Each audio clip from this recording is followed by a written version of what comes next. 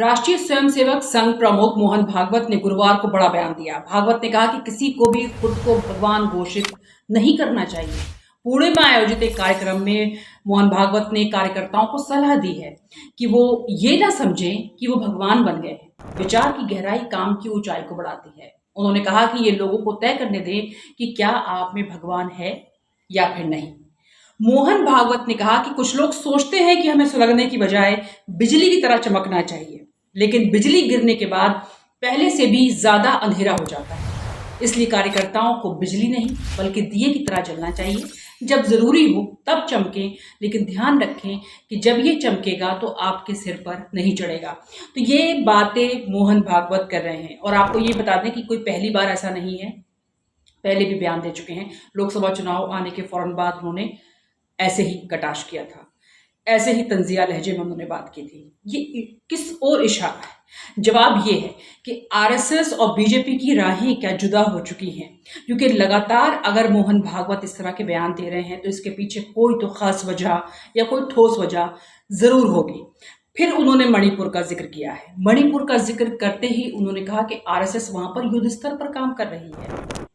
युद्ध स्तर पर अगर काम कर रही है तो बार बार जो वहां पे त्राही त्राही का माहौल है, जो वहां पे बार बार दंगे हो रहे हैं, जो बार बार जो है हालात ऐसे हैं, तो फिर आरएसएस किधर है और बीजेपी किधर है? इसीलिए हमने आपसे कहा कि क्या राहें जुदा जुदा हो चुकी हैं आरएसएस और बीजेपी को।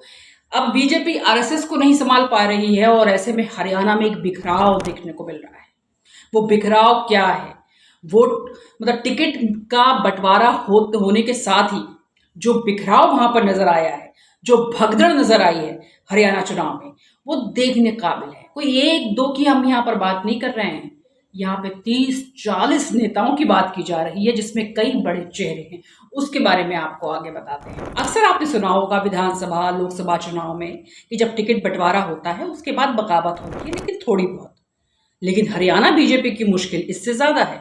67 उम्मीदवारों की पहली लिस्ट में तमाम जातीय समीकरणों को साधने के बावजूद भी पार्टी के अंदर बड़ी संख्या में नेता बगावत पर उतर आए हैं। बड़ी संख्या, जी हां, अगर हम बड़ी संख्या की बात कर रहे हैं तो आप अंदाजा लगा सकते हैं, धड़ाधड़ इस्तीफे हो रहे हैं। अब तक 40 नेता पार्टी छोड़ चुके हैं। कई जगहों पर पार्टी के नेता ही घोषित उम्मीदवारों के खिलाफ मैदान में उतर आए हैं। ऐसे हाल में बीजेपी नेतृत्व के लिए समझना मुश्किल है कि आखिर उससे चूक कहां होगी।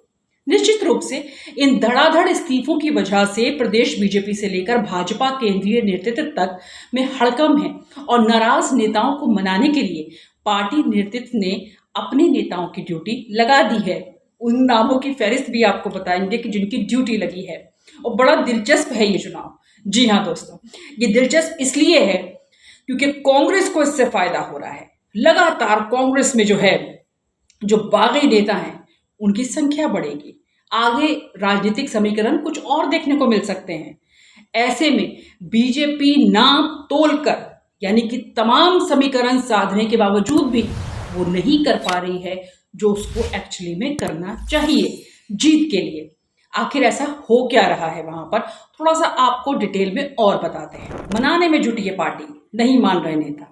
बाकी नेताओं को मनाने के लिए पार्टी के जो नेता हैं, यानी कि चुनाव प्रभारी और केंद्रीय मंत्री धर्मेंद्र प्रधान, पूर्व मुख्यमंत्री और केंद्रीय मंत्री मनोहर लाल खट्टर, मुख्यमंत्री नायब सिंह सैनी, प्रदेश के सह प्रभारी बिल्लभ देव को जिम्मेदारी दी गई है कि भाई इन बागी नेता जो भाग रहे हैं, जो भगदड़ मची है, उसे रोको, बुलाओ वापस नेताओं को।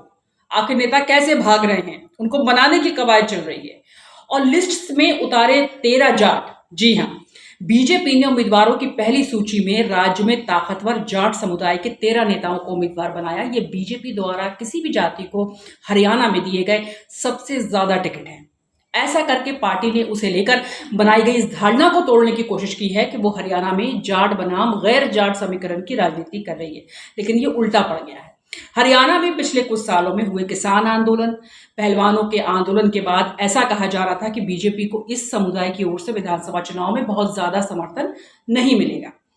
इसके अलावा कांग्रेस की ओर से सबसे बड़े चेहरे भूपेंद्र सिंह हुड्डा भी जाट बिरादरी से आते हैं, लेकिन इसके बाद भी पार्टी ने जाट समुदाय को पूरी भागीदारी देने की कोशिश की है। यानी कि देखिए, खेल करने की कोशिश तो पूरी की जा रही है किसी भी तरीके से, यानी जो उनकी छवि है उस छवि को बदलने की कोशिश की जा रही है, तमाम ताम-झाम किए जा रहे हैं, लेकिन वो बात नहीं आ रही है उस चुनाव में जैसा बीजेपी चाहती है। रणनीति में कहीं कोई कमी, कहीं चूक कोई रह गई है, जो स्ट्रैटेजी फेल होती हुई नज़र आ रही है बीजेपी की। लेकिन हरियाणा में सबसे बड़े जाट नेता माने जाने वाले देश के पूर्व उप प्रधानमंत्री देवीलाल के बेटे और हरियाणा के पूर्व मुख्यमंत्री ओम प्रकाश चौटाला के भाई रणजीत सिंह चौटाला बगावत पर उतर आए हैं। वो रानिया सीट से टिकट चाहते थे, लेकिन उन्हें टिकट नहीं मिला।